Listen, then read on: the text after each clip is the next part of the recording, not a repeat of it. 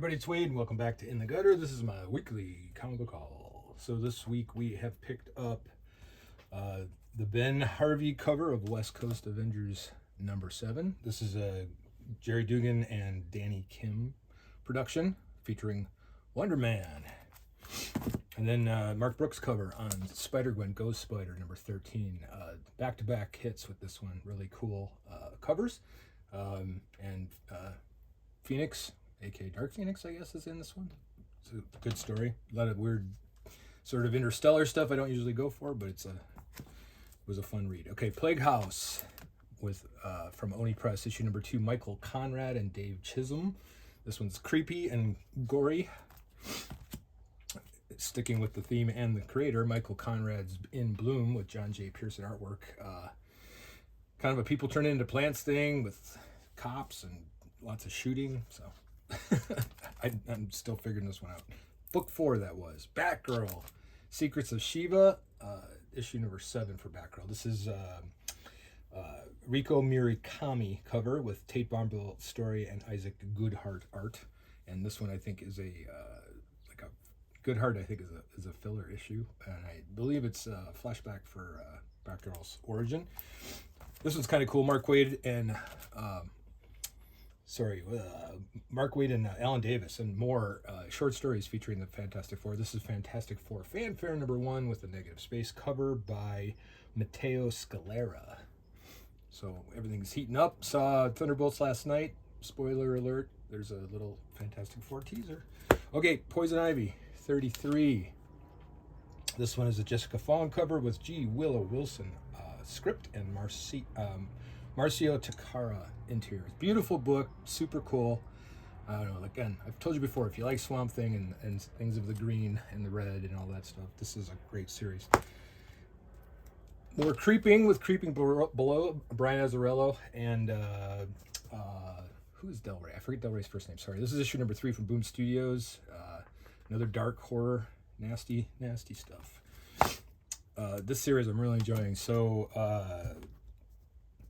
Pepe Larraz, like I'm not sure where they came from, but man, are they good. The Pepe Larraz cover, interiors, really amazing artwork.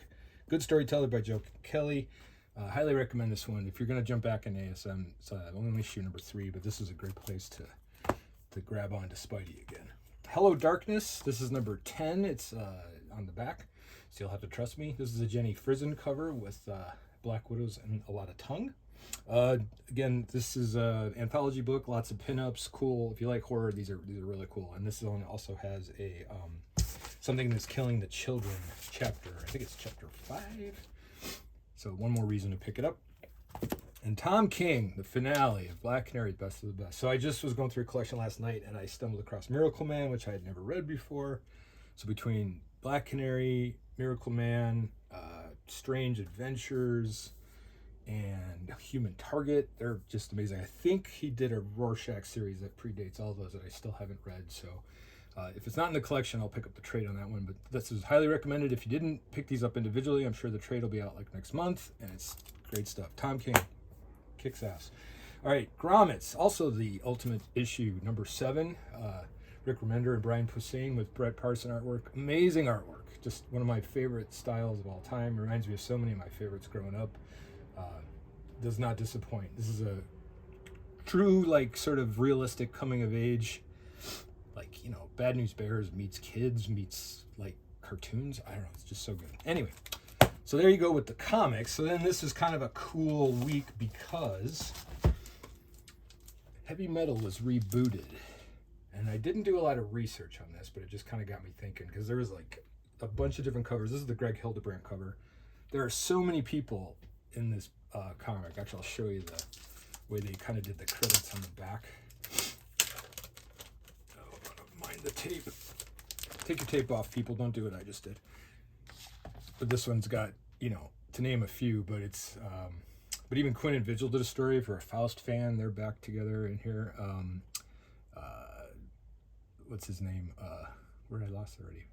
Jim Rugg did a story. There's just, you know, in there, a lot of it's sort of throwbacky to some of the pre-existing Heavy Metal characters and stories. It's all new stuff, but it's really, really cool. And then there's some history stuff in here too. and it's really thick. I mean, it's $15, but my goodness, it's like a penny a page or something. So if you're not super familiar with heavy metal, it's science fiction and fantasy for the most part, and it's adult. This one's got boobs. I can't show you that one. I'll cover up most of it. This one's a Mobius one I was going to show you, but it started out in France under the title Metal Hurlant. Yeah, this is a Gerard. This is Mobius under his nom de plume, I think, as they say.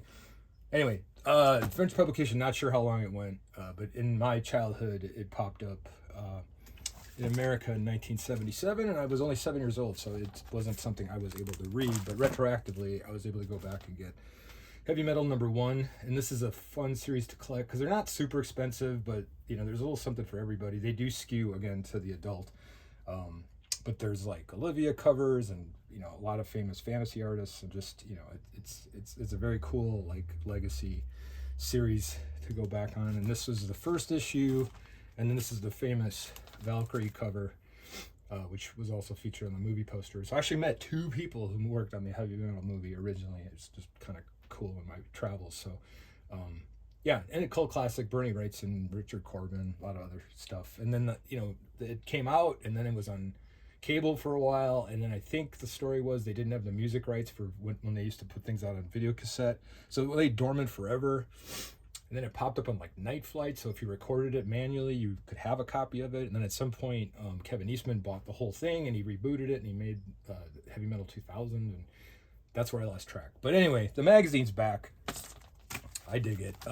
So just flipping through it took 20 minutes, but I think while these are available, and I think there were like a dozen covers or something with something that's gonna make you happy. So, all right, that's enough of that. So that was my haul this week. See you next week. Until then, keep your mind in the gutter.